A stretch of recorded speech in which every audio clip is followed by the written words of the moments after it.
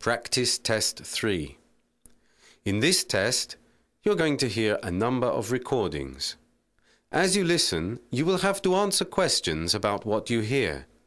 Before each recording, you will have some time to read the instructions and the questions.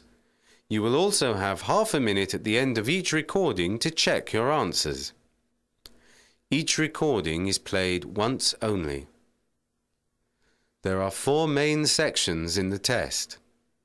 In the exam, you are advised to write all your answers in the listening question booklet. At the end of the test, you will have 10 minutes to transfer your answers to an answer sheet.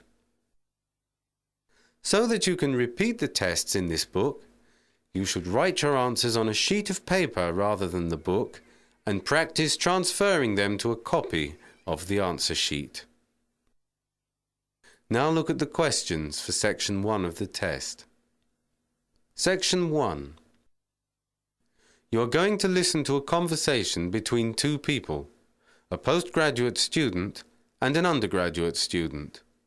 First, look at questions 1 to 7. As you can see, you have to complete the blank spaces in a questionnaire. You can see that there is an example in the book which has been completed. The part of the conversation which relates to this example will now be played for you. Hi, I'm a research student in the Social Sciences department. Yes? Would you mind if I ask you a few questions to help me to complete this questionnaire? Well... Are you an undergraduate? Yes, I'm in my second year. You can see that the student is in his second year. So, second is the answer. Now the test will begin. Remember, you will hear the recording only once, so answer the questions as you listen. Now listen to the first part of the conversation and answer questions 1 to 7. Hi, I'm a research student in the Social Sciences department. Yes? Would you mind if I ask you a few questions to help me to complete this questionnaire? Well... Are you an undergraduate? Yes, I'm in my second year. Is this going to take long? Well, no, it shouldn't. Do you mind? No, not if it's quick. What time is it now? It's 10 to 11. I have a lecture at 11:15. Well, it shouldn't take more than 5 minutes. Oh, that's okay then. Right, off we go. You're in your second year, right? Well, the questionnaire is anonymous, so I don't need your name, but I do need some other details. Okay. Which faculty are you in? Humanities. Oh, right. You're in the Hunter building. That's right. And what are you studying? Chinese and Oriental Studies. Chinese and Oriental Studies? All right. And what age are you? I've just turned 19. Do you live on the campus? Yeah, I'm in one of the students' flats, so I don't have to do much travelling. Okay. And which block are you in? Ben Bradder. How do you spell that? B-E-N for nobody, B again, R-A-D, A again, then G for grow, and H. Ben Bradder. What's that named after? It's a mountain in Ireland. All right. You're quite a bit out. It's on the edge of the campus, next to the sports complex. No, that's Mount Bure's house. We're on the opposite side of the campus, next to the Student Union building. Cornwall House. Oh, yeah. I just need to ask you a few social questions, if I may. Do you play any sport? Yeah, squash, basketball, and football. How often do you play squash? Usually once a week. So, say 3 to 5 times a month? Yeah. And basketball? Usually twice a month. Basketball, twice a month. Right. And how often do you play football? I'd say at least twice a week. So about 8 times a month? Do you go to the gym? No. Right. And do you belong to any clubs? The film club and amateur dramatics. The film club. How often do you go? Not as often as I'd like. I went loads last year, but this year I don't seem to have much time. But how often? Say once a fortnight? More like once a month. Right. 1 to 2 times per month. And amateur dramatics? Actually, at least once per week. And if we're rehearsing, it could be a couple of nights and all day Saturday and Sunday as well. Shall we say 6 to 8 times a month then? It's more like 9 to 10 times. Before you listen to the next part of the conversation, look at questions 8 to 10. For these questions, there are 4 alternatives, A, B, C, and D. Decide which alternative is the most suitable answer about what you hear, and circle the appropriate letter. And how much do you spend on socialising per week? I don't know. Say 5%, 20%, 30% of your income? Oh, I suppose I must spend 25%. Is that typical of your friends as well? I think so.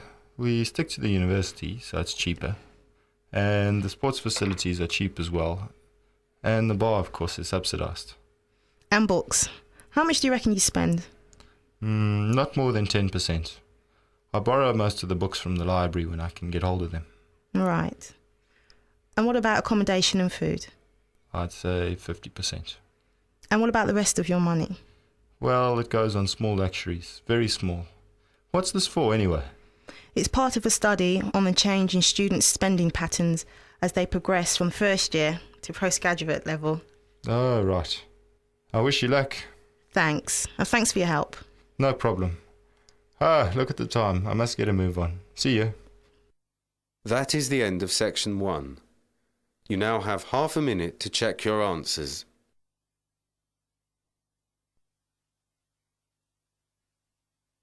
Now turn to section 2.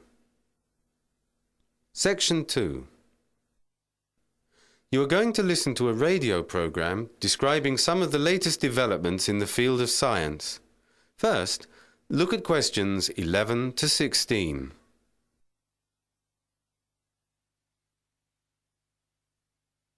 For these questions, complete the blank spaces. Hello, and welcome to this week's edition of Science Tomorrow Today. My name is Bertie Jackson, and today we're going to look at 3 totally unrelated topics. First, is it a hovercraft or is it a plane? The hoverplane, a cross between a boat and a plane with elements of the hovercraft and catamaran, is under trial at the moment. The plane-like wings allow the craft to take off in a short distance, and a flexible skirt allows it to operate over water like a hovercraft, moving on a cushion of air. The greatest potential for this craft is as a ferry, travelling between 1 and 2 metres above the water at up to 250 kilometres per hour. Its advantages are those of safety and efficiency. Safety, as it avoids hitting floating or submerged debris, and efficiency, as it can travel at 5 times the speed, but at 1/5 of the fuel cost of a normal ferry. And plans are being drawn up for a large version, big enough to carry 150 passengers and freight for 2,000 kilometres at over 300 kilometres per hour. Since the hoverplane can carry a 50% greater payload than a similar sized aircraft, but with a 30% lower fuel consumption, and it needs neither special ports nor runways, the craft should be an attractive economic proposition for operators and promises to be a popular ferry in the 21st century. Our second item is bad news for the criminal, but should provide a reassuringly secure communication system for the overworked policeman. At present, a criminal with a radio scanner can detect police presence in the area that he, or indeed she, is operating in. This is now about to change. A new computer-based system will soon replace most radio traffic with digital text messages. These messages will be imperceptible and will allow officers to cover more jobs as they pick up and answer text messages rather than waiting for an operator to spell out commands. What's more, if the initial trial is successful, the system may be upgraded so that even maps can be sent to police cars, allowing pursuits to be visually coordinated. Will this spell the end of the high-speed car chase? Before the speaker continues, look at questions 17 to 20.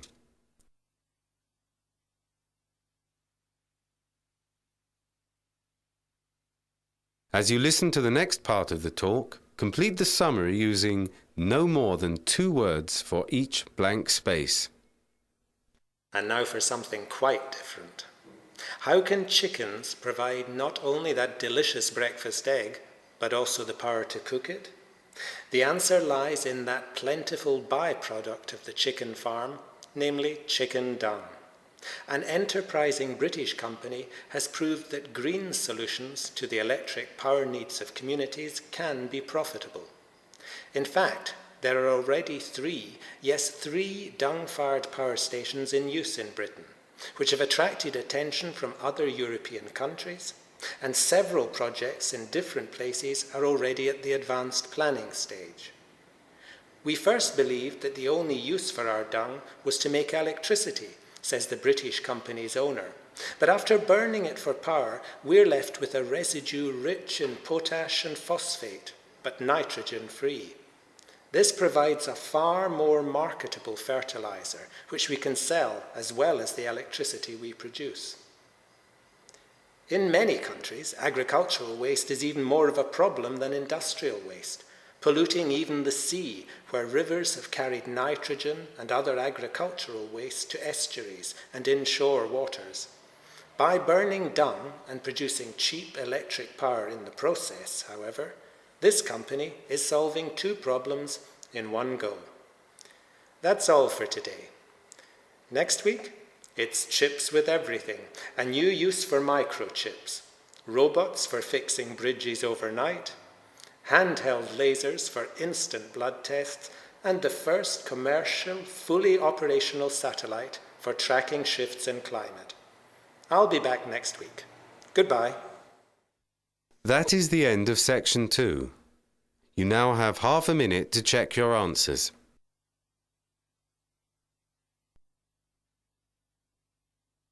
Now turn to section 3. Section 3. You're going to hear a conversation between 3 students about a tutorial 2 of them have just had. First, look at questions 21 to 23.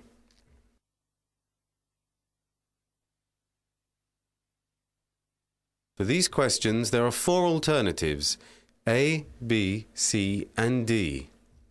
Decide which alternative is the most suitable answer about what you hear and circle the appropriate letter. Hi, Sarah. That was actually quite exciting, wasn't it? You really think so, Dave? I'm completely worn out. If I have to take in another piece of information, my head's going to explode. It was good, though. I have to admit it was. And it was challenging. Challenging? The last tutorial makes me think I learned absolutely nothing at school. I understood nearly all of it, but a few bits I'm not sure I got at all. Reading is reading, and that's that. Well, it is and it isn't, you know. We all read in the same way. No, we don't. What are you two arguing about? Oh, it's Terry. Hi. Reading. Reading? Yes, reading. It's not exactly a sexy subject to be arguing about, is it, Dave? I don't know. I find it quite exciting, really. You would. We've just been to this tutorial on study skills as part of the English literature course, and Sarah's found it difficult to follow. No, Dave, that's not true. It's just there were some things that I'm not so sure about, or more importantly, sure whether they're important or not. Well, what was the problem? Well, when I read, I just read, and Dr. Pratt was going on about all these different techniques that we need to develop and hone. Before the speaker continue, look at questions 24 to 30.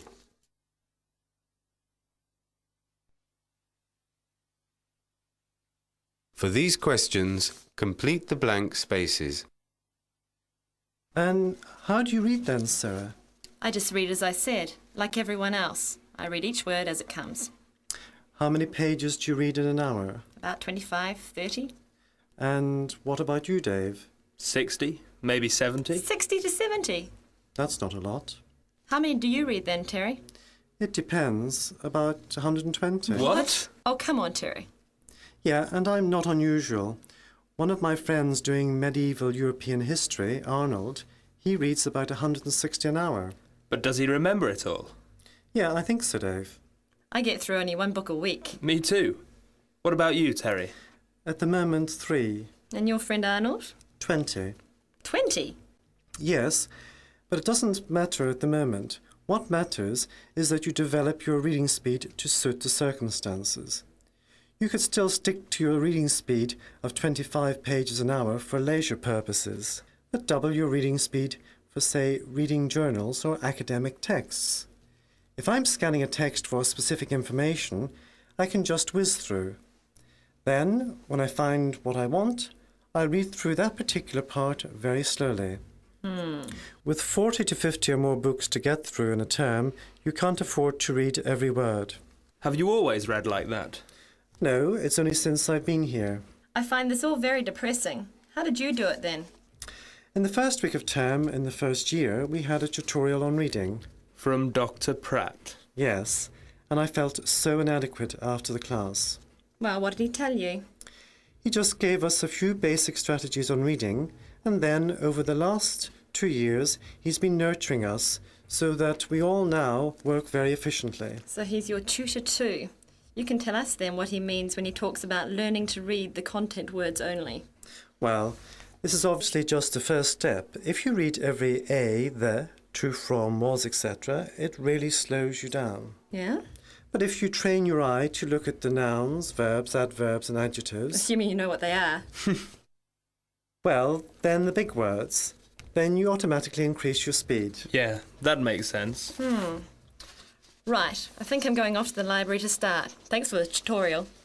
Anytime. I'm off to the sports centre. By the way, what was your reading speed per hour when you first came here? 25. That is the end of section 3.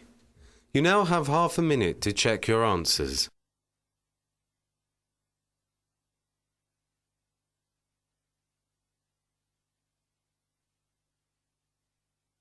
Now turn to section 4. Section 4. You're going to hear a lecture delivered by an actress on the difficulties that actors and actresses experience after graduating. First, look at questions 31 to 34.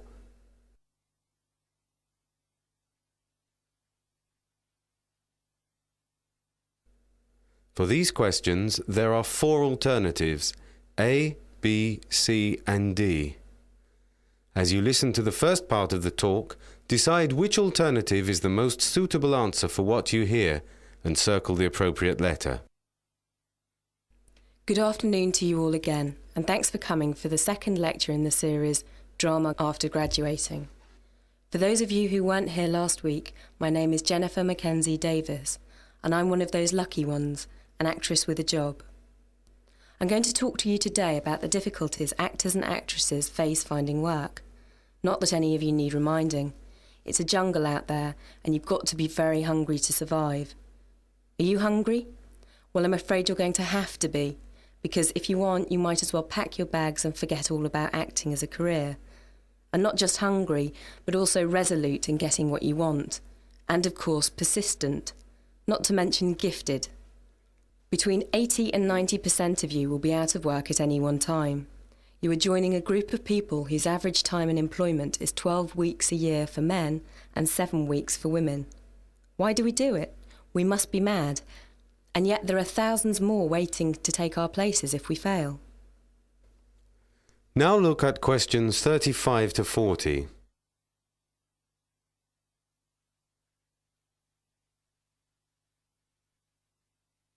As you listen, complete the lecture notes in the spaces provided. Still hungry? Good, because this is where the interesting bit starts. Now we've got the stats out of the way. First of all, where do you look for work? Well, there's the Stage Door, the weekly newspaper which occasionally has a couple of decent jobs in it. And then there's the weekly list of jobs called TCR, but you need to subscribe to that with friends. It's very expensive, especially if you're out of work. About £20. No, sorry, £25 for 5 weeks. Then there's your agent. You'll discover sooner or later that you need an agent if you want to have access to the best work available. But how do you get an agent? Well, unless you're really very lucky and get taken on by an agent who just likes the look of you, you have to get an agent to see you in a live performance. This could be a good part in a play which shows off your talents, or a film role, or just a show reel of you performing your best speeches. I must say, I don't really know which is harder, getting the part without an agent in the first place, or getting an agent interested enough to come and see you. In other words, a real catch-22 situation. A word of warning, They don't usually travel more than a few hundred yards from their office. They're supposed to be working for you, but they actually behave like it's the other way round. As for showreels, if you want them to look at yours, you really need to tie them to a chair and force them to watch. You may find it difficult to get work without an agent, but it will be well nigh impossible without an equity card. Fortunately, things have changed. In the past, drama school students leaving here in July had what was known as a registered graduate equity card. This gave you 2 years to get an equity contract for work. Not that easy without experience, an agent or a full equity card. But even when you got your first job paid at equity rates, you received only a provisional equity card. The union was quite strict about membership, but the alternative was much harder and less likely to result in success. This provisional card could become a full one only after 30 weeks of work. Without it, you could forget the West End theatres, top tours and work in television. Now, however, things are a bit easier. After you finish from here, you automatically get your equity card. The downside of this is obviously that there are more people chasing the same number of jobs. But even before you start worrying about equity cards and your agent, you've got to establish yourself with photographs. Eye-catching and professional black and white photos, small postcard size for your publicity and CVs. There will be several sessions devoted to choosing the right photos that will show you off the way you are most likely to be cast. And also what to put in your CV and, more importantly with some of you, what not to include. So you see, it's not an easy road to fame and fortune. This has just been an introduction to the trials and tribulations of actors looking for work. Next week we'll make a start on CVs, but now it's time for a 10-minute tea break, followed by a question and answers session. That is the end of section 4. You now have half a minute to check your answers. That is the end of the test. You now have 10 minutes to transfer your answers to your answer sheet.